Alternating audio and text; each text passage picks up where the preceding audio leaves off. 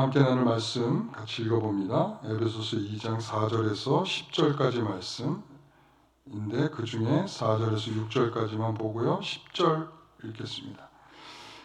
같이 읽겠습니다. 긍휼이 풍성하신 하나님이 우리를 사랑하신 그 큰 사랑을 인하여 허물로 죽은 우리를 그리스도와 함께 살리셨고 너희는 은혜로 구원을 받은 것이라. 또 함께 일으키사 그리스도 예수 안에서 함께 하늘에 앉히시니 10절 우리는 그가 만드신 바라 그리스도 예수 안에서 선한 일을 위하여 지으심을 받은 자니 이 일은 하나님이 전에 예비하사 우리로 그 가운데서 행하게 하려 하십니다. 아멘. 오늘 우리가 함께 나눌 말씀의 제목은 부활 생명으로 살라라고 하는 제목으로 말씀을 함께 나누겠습니다. 우리가 지난 한 주간은 고난주간으로 그리고 특별 새벽 기도회로 우리가 함께 했습니다.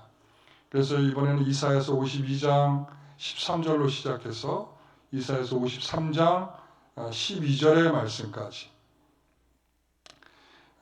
여호와의 종의 승리의 노래라고 하는 제목으로 한 주간 말씀을 나누었습니다. 우리가 예수 그리스도께서 하나님의 종으로서 이 땅에 오셔서 그 상함을 받으면서 하나님의 뜻을 그리고 하나님께서 계획하신 일들을 충실하게 순종하는 마음으로 감당해내셨다는 말씀. 그리고 그 감당해낸 것은 우리가 생각할 때는 패배 같고 진 것 같고 뭐 제대로 된 수확이 없는 것 같은데 오늘 그 말씀의 결론은 이사야서 53장 12절 말씀이죠. 우리 함께 같이 읽어보겠습니다. 그러므로 내가 그에게 존귀한 자와 함께 몫을 받게 하며 강한 자와 함께 탈취한 것을 나누게 하리니 이는 그가 자기 영혼을 버려 사망에 이르게 하며 내가 그에게 존귀한 자와 함께 몫을 받게 하며 같이 몫을 받게 하겠다라고 말씀을 하고 있습니다. 이 몫은 전쟁에서 얻게 될 승리한 자들이 얻게 된 전리품인데 그 전리품은 그곳에 함께 하고 있는 자들과 함께 그 전리품을 나누겠다라는 것이죠. 우리가 전쟁을 하게 되면 승리를 얻게 되는 것은 그 전쟁에 함께 참여하는 자들에게 주게 되는 거죠. 그런데 예수 그리스도께서 우리는 그 자리에 없었음에도 불구하고 우리가 그 자리에 없었잖아요. 2000년 전에 우리가 살지 않았잖아요. 2000년 전에 예수님께서 십자가에 죽으실 때 우리는 그 자리에 없었잖아요. 그렇죠? 없었는데도 오늘 우리에게 뭐라고 하면 내가 너희에게 이 몫을 함께 나눠주겠다라는 겁니다. 그 승리하신 죽음을 통하여 승리해내신 그 승리가 부활로서 나타나게 되는 것인데 그 부활의 생명을 우리에게도 그 가운데 참여한 자로서의 전리품을 얻는 것처럼 우리에게 그 부활의 승리를 우리에게 주시겠다라고 약속을 하고 있는 말씀입니다. 우리는 이렇게 이 십자가 사건과 함께 예수께서 부활하시는 이 어마어마한 우리 기독교의 가장 본질이요 신앙이라고 말할 수 있는 이 내용이 주님께서는 뭐라고 표현하고 계시는 거냐면 오늘 바울을 통해서 우리에게 어떻게 들려주고 있는 거냐면 좀 전에 읽은 것처럼 4절에서 6절까지 읽은 것처럼 다시 한번 읽으면서 확인해 보겠습니다. 긍휼이 풍성하신 하나님이 우리를 사랑하신 그 큰 사랑으로 인하여 허물로 죽은 우리를 그리스도와 함께 살리셨고 너희는 은혜로 구원을 받은 것이라. 6절 또 함께 일으키사 그리스도 예수 안에서 함께 하늘에 앉히시니. 여기에서 함께가 몇 번 나왔어요? 3번 나왔죠. 함께가 나온 대목들이 어디입니까?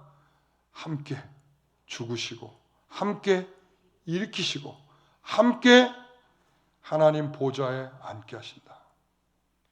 이 말은 하나님께서 우리에게 두신 계획을 승리로 이끄는 방식은 우리에게 두지 아니하고 그분에게 두어서 그분과 함께 묶여져서 다시 말합니다. 그분과 함께 우리가 묶여져서 그분과 함께 죽고 그분과 함께 살고 그분과 함께 하나님 보좌 우편에 앉게 된다는 사실로 우리에게 말씀하고 있다는 말이죠. 함께. 함께라고 하는 것이 우리의 정체성이고 우리가 속해 있는 우리들의 가치인 것입니다. 가치. 우리는 우리 스스로의 개별적 가치로 말하는 것이 아니라 그분과 함께 묶여있는 가치를 우리에게 말씀하고 있는 거예요. 여러분, 별 볼 일 없는 우리가 아니라 그리스도를 통하여 우리가 평가되고 있다는 것입니다. 그리스도께서 죽으심으로 인하여 우리를 그곳으로부터 이끌어내셨다는 말씀이죠. 어디로부터? 사망과 죽음과 그 음부의 권세로부터 우리를 그분이 함께 들어가셔서 함께 끌어내신 겁니다. 제가 아까 말씀드린 대로 우리 2000년 전에 그 자리에 없었습니다. 그런데 주님께서 뭐라고 함께, 너희들과 함께 내가 죽은 것이고 내가 너희들과 함께 살아난 것이다 라고 말씀을 하고 있습니다. 또한 이렇게도 표현합니다. 로마서에 가서 보게 되면 로마서 6장 5절부터 11절 말씀 같이 한번 또 읽어봅니다. 만일 우리가 그의 죽으심과 같은 모양으로 연합한 자가 되었으면 또한 그의 부활과 같은 모양으로 연합한 자도 되리라. 그 다음 우리가 알거니와 우리의 옛사람이 예수와 함께 십자가에 못 박힌 것은 죄의 몸이 죽어 다시는 우리가 죄에서 종노릇하지 아니함이니 이는 죽은 자가 죄에서 벗어나 의롭다 하심을 얻었습니다. 만일 우리가 그리스도와 함께 죽으면 또한 그와 함께 살 줄을 믿노니 이는 그리스도께서 죽은 자 가운데 살아나셨음에 다시 죽지 아니하시고 사망에 다시 그를 주장하지 못할 줄 아미로다. 그가 죽으심은 죄에 대하여 단번에 죽으심이요 그가 살아계심은 하나님께 대하여 살아계심이니 이와 같이 너희도 너희 자신을 죄에 대하여는 죽은 자요 그리스도 예수 안에서 하나님께 대하여는 살아있는 자로 여길지어다. 아멘. 이 말씀 가운데 우리에게 주시는 굉장히 중요한 말씀이 있죠. 아까는 에베소서의 말씀에는 함께라고 하는 표현으로 우리의 소속감과 우리의 가치를 표현했다면 여기 로마서에서는 뭐라고 표현하고 있냐면 죽으심과 같은 모양으로 연합한 자라 이렇게 말.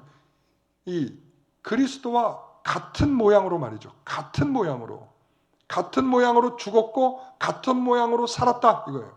그러면서 이제는 그 사망의 권세가 예수님을 다시 덮칠 수 없으며 그리고 그것이 다시 와서 저촉될 수가 없다라고 분명히 말씀하고 있어요.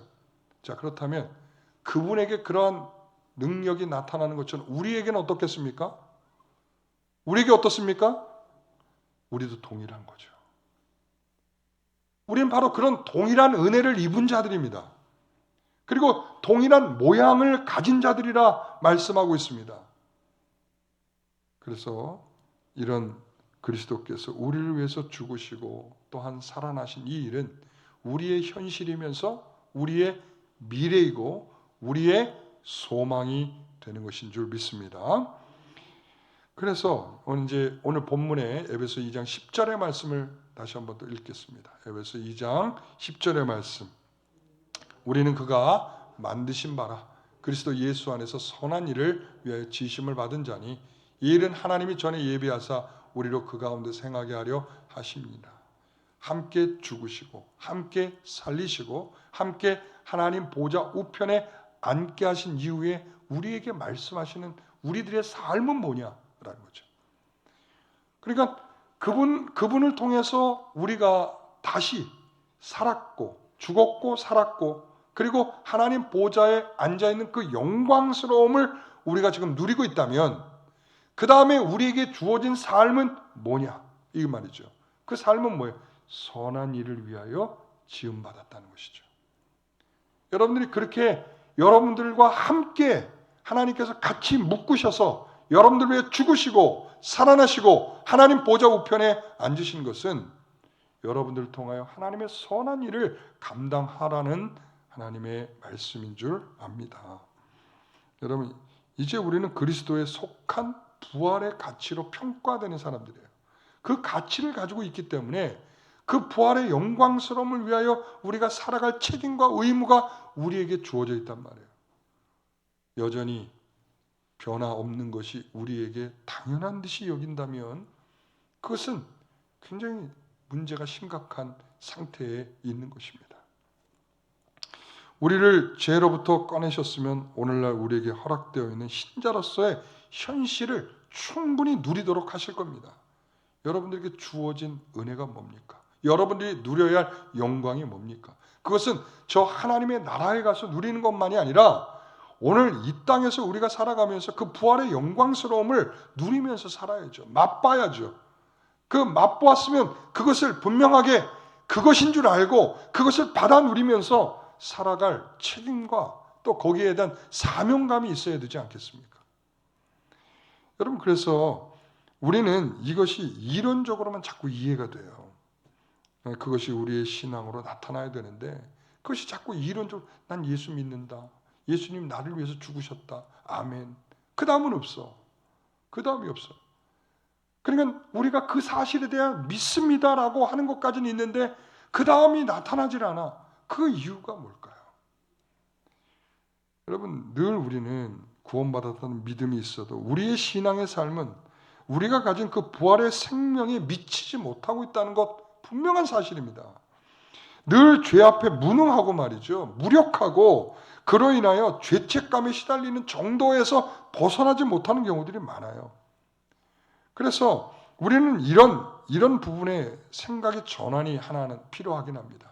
그러니까 죄책감 때문에 그 수준에서 멈춰져 있는 그 사실이 우리에 대해서 어떤 의미인가를 알아야 그 다음으로 넘어갈 수 있는 거거든요. 그러니까 우리가 10년을 신앙생활하고 20년을 신앙생활, 30년을 신앙생활 하는데도 뭔가 여기에서 계속 죄책감에 시달리는 것에서 넘어서질 못해. 늘 맨날 의도 터지고 온 맨날 멍들어서 다른 사람 앞에 부끄러워서 내놓지 못하는 우리들의 모습처럼 늘 우리가 죄악에 시달리면서 거기에 대해서 더 이상 한 걸음도 못 나가는 우리들의 인생살이가 나타난다는 거죠. 그런데 이걸 좀 달리 이해하면 좋겠습니다. 달리. 그리고 그 달리 이해된 것을 통해서 우리가 한 걸음 나갈 수 있게 되기를 바랍니다. 여러분, 산상수훈 아시죠? 팔복. 산상수훈에 처음 나오는 팔복에 보면 맨 처음에 첫 번째가 뭡니까? 심령이 가난한 자는 복이 있나니. 그죠? 여러분, 여기에서 실제적으로는 마카리오스라고 하는 이 복이 있다라고 하는 것이 먼저 나오거든요. 첫 단어예요. 첫 단어. 첫 단어. 복 있는 사람은 이렇게 표현하는 것처럼 이 복이 있다라고 하는 것이 먼저 나오는 거예요. 그러니까 복이 있는 사람의 상태는 어떤 사람인가 하면 심령이 가난한 사람이다. 그러니까 자기가 영적으로 얼마나 가난한지를 확인하는 사람이 복이 있다는 거예요. 복 있는 사람의 상태는 늘 자신이 가난하다, 영적으로 가난하다, 뭔가를 해도 제대로 못한다, 그 영적으로 충성스럽지 못하다, 뭔가 늘 죄 앞에 무능력하다라고 하는 것을 확인하게 되는 거죠. 그 다음에 두 번째는 뭐예요? 두 번째는 뭐죠? 팔복에 애통하는 자는 복이 있다. 이렇게 말하고 있어요. 그러니까 복 있는 사람은 어떤 사람이냐면 자신의 죄 때문에 조금 전에 심령이 가난한 자로서의 확인된 자신의 모습을 확인하면서 그것 때문에 우는 거예요. 내가 하나님 앞에 정말 죄스럽다. 내가 이런 인생인가?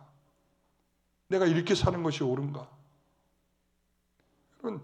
바로 우리가 이러한 복 있는 사람의 모습이 바로 마음이 가난하고 자신의 연약함을 알고, 그리고 물론 맨 마지막에는 의를 위하여 핍박을 받는 자는 복이 있다. 의를 위하여 핍박을 받는 자들이 복이 있는 것인데, 근데 실질적으로 그 중간에 보면 뭐라고 됐어요?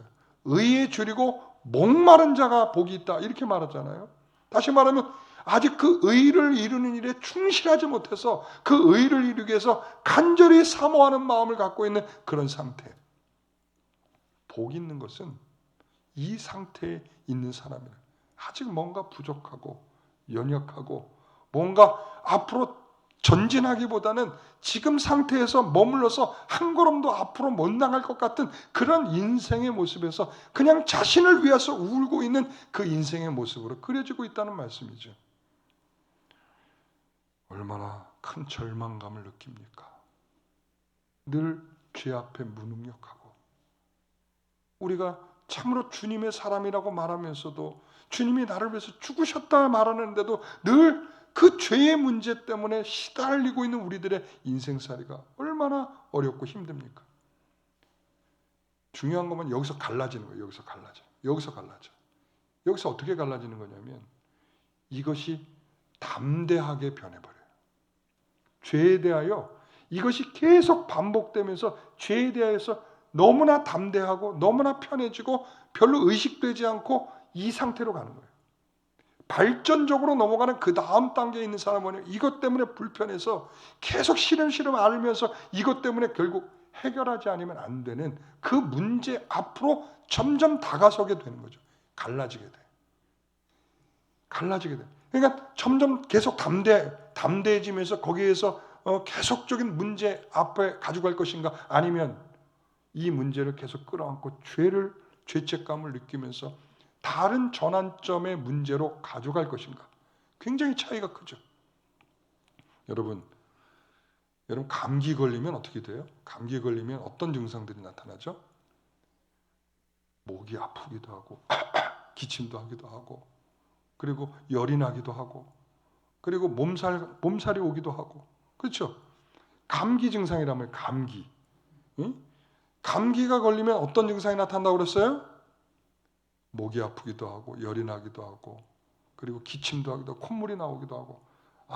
이 증상이 나타나면 야, 너 감기 걸린 거 아니야? 이렇게 얘기해요. 감기 걸린 거 아니야? 증상이죠.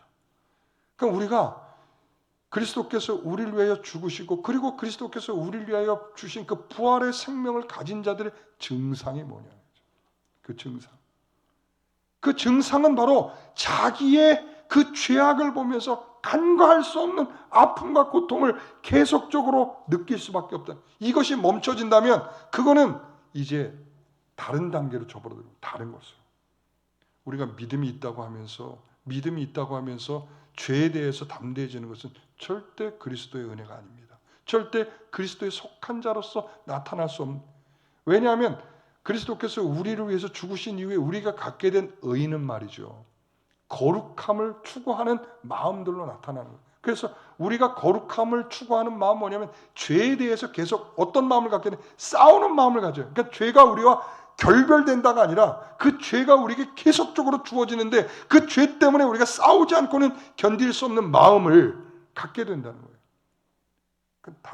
그래서 발전적으로 가는 거예요. 그래서 발전적으로 거기에 대하여 계속 지지 않으려고 자신을 살펴내고 자기를 위하여 기도하고 그리고 주님 앞에 무릎 꿇게 되는 거죠. 제가 신학교에 갈 때였습니다.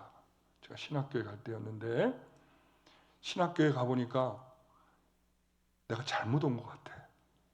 그래서 제가 하나님께 기도를 했어요. 하나님, 사람을 잘못 고르셨습니다. 저는 모든 면의 기준이 미달입니다. 경력도 미달입니다. 저는 이제 신앙생활 1년 반 하고 지금 신학교에 왔으니 경력으로도 미달입니다. 그리고 제가 모든 면에 기도 생활도 그렇고 그리고 성경을 아는 지식에서도 그렇고 다 미달입니다. 주님, 잘못 고르셨습니다. 제가 지금 얼마나 고통을 당하고 있는지 아십니까? 하나도 귀에 들어오지 않습니다.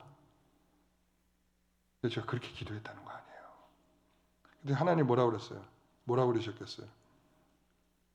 아무 대답을 안 하시더라고. 제가 그때 답을 얻었다면 제가 그 길에서 벗어나서 지금 딴 길을 가고 있을 텐데 하나님이 아무런 대답을 안 하시더라고요. 그러니까 이런 말이죠. 입 닥치고 그 길 가라.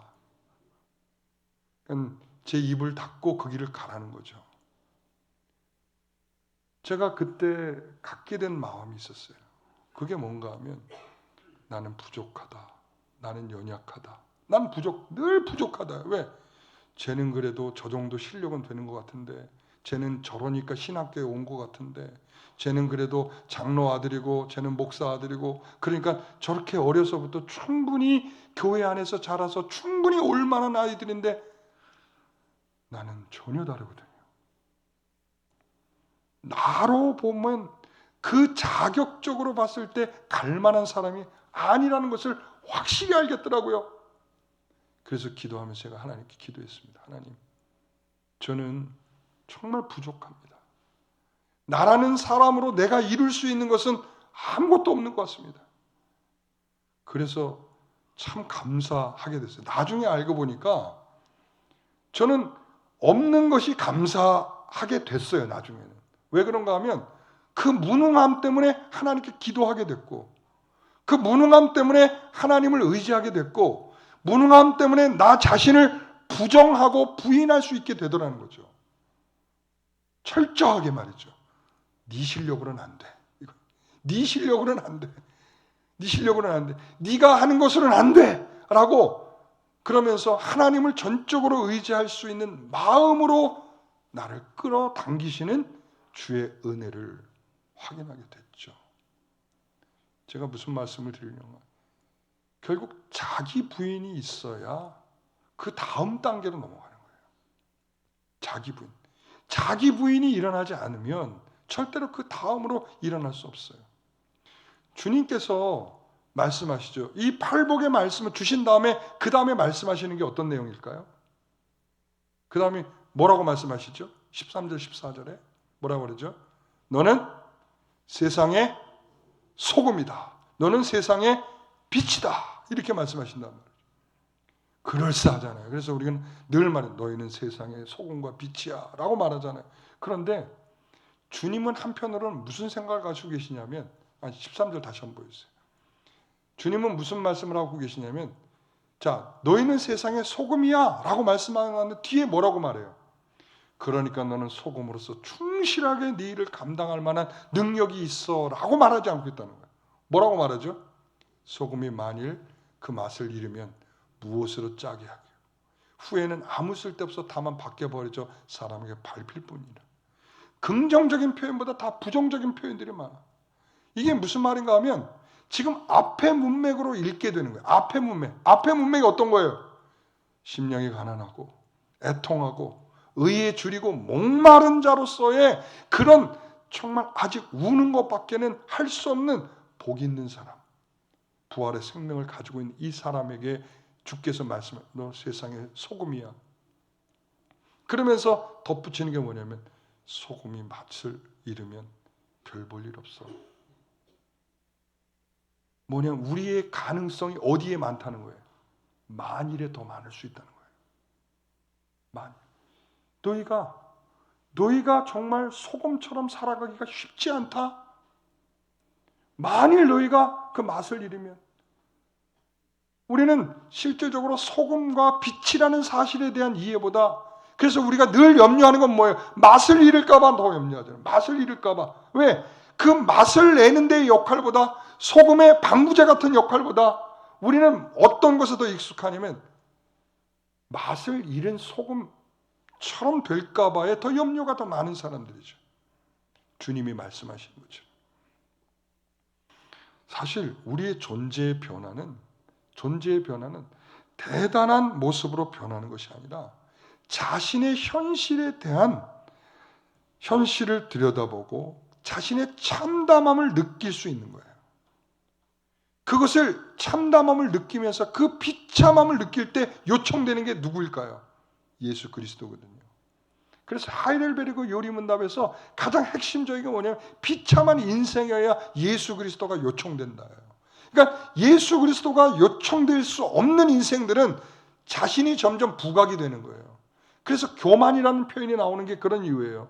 자꾸 자기가 주를 의지할 수밖에 없는 무능력과 자기 부인으로 내려와서 주님을 의지하도록 되어야 되는데 자꾸 자신이 부각이 되는 거예요. 자신의 비참함을 깨닫는 자들이 뭘 원하느냐면 주님을 의지하게 되고 주님을 바라보게 되고 주님께서 말씀하시는 것처럼 우리가 중요한 확인을 하게 되는 거죠. 사랑하는 성도 여러분, 우리는 이 모든 부분에서 다시 한번 확인하게 되는 것은 바로 그겁니다. 자기 부족함이 자기를 부인하는 방법이라는 것. 그리고 자기를 살피는 것이 다음의 믿음으로 하나님의 선한 일을 하게 하는 다음 단계로 넘어가는 길이라는 거. 여러분, 그래서 오늘 우리가 뭘 합니까? 성찬식을 합니다. 성찬식. 여러분, 성찬식을 제가 여러분들에게 몇 주 동안 광고했죠? 4주 동안 광고했죠. 왜 4주 동안 광고했을까요? 왜 광고했을까요? 중요하니까? 왜 광고했을까요? 제가 계속 광고하면서 여러분들에게 뭐라고 말씀드렸어요? 자, 아무 생각 없이 자기를 살피지 않고 이것을 먹고 마시는 자는 뭐라고 그랬어요? 자신의 죄를 먹고 마시는 이라고 그랬어요. 우리가 자신을 살피지 않고 하는 일은 먹고 마신다고 해서 기념하는 게 아니에요. 우리가 성찬식을 통해서 그가 오시는 날까지 이 주의 이 땅에 주께서 하신 모든 일들을 기념하기 위해서 성찬 예식을 행하는 것인데, 그런데 먹고 마셨으니까 우리가 기념하고 있는 것이냐? 아니라는 말이에요. 자기를 살피지 않고 먹고 마시면 오히려 기념을 어그러뜨리는 일이에요. 사랑하는 성도 여러분, 그렇기 때문에 자신의 죄를 살펴 우리는 어떤 순간에는 이것을 받지 않겠습니다가 되어야 돼요. 왜? 나의 죄 때문에 이것은 도저히 마실 수가 없습니다. 제가 다시 한번 회개하고 돌아와서 다음번에 내가 이 성찬에 참여하겠습니다. 이래야 발전적으로 간다는 거예요.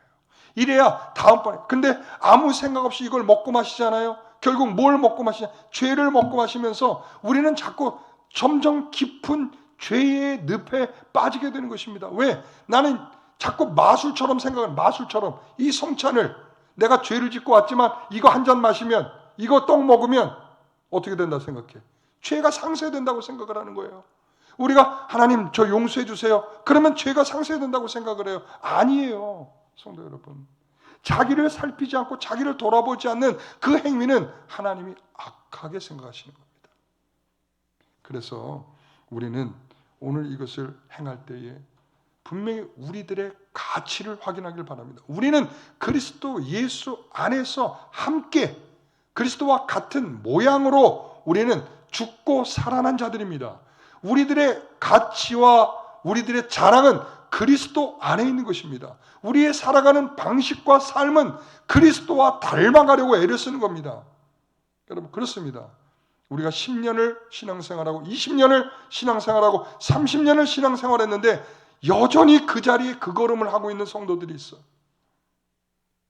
이거는 심각한 상황입니다.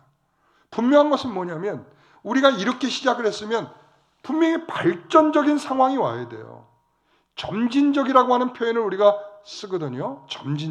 점진적이라는 게 뭐냐면 이런 곡선을 그리고 우리가 세월을 살아간다는 게 아니라 우리의 삶은 이럴 수가 있어요. 이렇게 올라가기도 하고 내려가기도 하고 이렇게 평행선을 이루기도 하고 또 올라가기도 하고 내려가기도 하고, 그런데 우리가 결론에 가서 보면 이 상태에 도달해 있다는 거예요. 이게 바로 하나님께서 우리에게 주신 참된 거룩함이거든요. 그래서 오늘 사랑하는 성도 여러분, 우리가 그리스도 안에 있는 자는 반드시 이 완성을 보게 될 것입니다. 그리스도 안에 있는 자는 왜? 그분의 결과거든요. 그분의 결과. 나의 결과가 아니라, 내가 힘쓴 결과가 아니라 그분이 우리와 함께 죽으셨고 그분이 우리와 함께 살아나셨고 그분과 함께 우리는 하나님 보좌 우편에 함께 앉아서 우리는 그 즐거움에 참여할 자들이 될 것입니다. 그렇다면 그것이 우리의 현실이어야 됩니다. 지금 우리가 살면서 그 영광스러움을 경험치 않고 우리가 살아간다는 것은 그것은 굉장히 불편한 진실입니다. 여러분, 그것을 맛보며 살아가는 것이 우리의 기쁨이어야 하고 우리의 감사여야 하고 우리의 삶에 더욱 진실한 내용들이 되어야 할 줄 믿습니다. 기도하겠습니다. 하나님 감사합니다. 오늘 우리 성도들에게 예수 그리스도와 연합하여 이제 우리를 소금과 빛으로 우리를 분명하게 끌어내실 것입니다. 빛을 감추려고 하여도 그 빛은 드러날 것입니다. 소금은 아무리 소금이 아닌 척하여도 소금으로 짠맛을 유지하고 있습니다. 이것이 우리들일 줄 압니다. 연약하고 부족하고 안 되더라도 주님과 함께 소금이 될 것이고 주님과 함께 빛이 될 것입니다. 그리고 우리가 사람들 앞에 그 빛이 드러나서 선한 일로 나타나서 사람들에게 그리스도이심을 확인시키고 드러내는 그런 참된 역할도 감당하게 하실 줄 믿습니다. 하나님, 우리를 그렇게 이끌어 주시옵소서. 오늘 부활의 이 기쁨을 우리가 동참하면서 우리 모두에게 그 참된 의미와 맛을 누리게 하여 주시옵소서. 예수님의 이름으로 기도하옵나이다. 아멘.